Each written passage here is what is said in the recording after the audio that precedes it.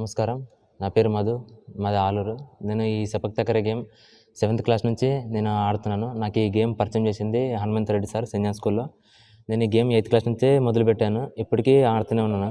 నేను గత గడిచిన 12 సంవత్సరాలుగా ఈ గేమ్ ఆడుతూనే ఉన్నా. ఇప్పటికీ 20 రాష్ట్ర స్థాయి పోటీలు, 15 జాతీయ స్థాయి పోటీలు ఆడినాను. అందులో రాష్ట్ర స్థాయి పోటీల్లో దాదాపుగా 15 పైనే గోల్డ్ మెడల్ ఉన్నాయి. జాతీయ స్థాయిలో దాదాపు 10 పైనే మెడల్స్ ఉన్నాయి. అందులో ఒక హిమాచల్ ప్రదేశ్‌లో జాతీయ స్థాయిలో గోల్డ్ అండ్ దావణగిరిలో ఒక సిల్వర్, అస్సాం, హైదరాబాద్ అండ్ నారాయణపురం ఆంధ్రప్రదేశ్‌లో బ్రాంజ్ మెడల్ ఉన్నాయి నాకు. నేను ఈ స్థాయికి ఎదగడానికి మా పేరెంట్స్ సహకారం చాలా ఉంది దీంట్లో.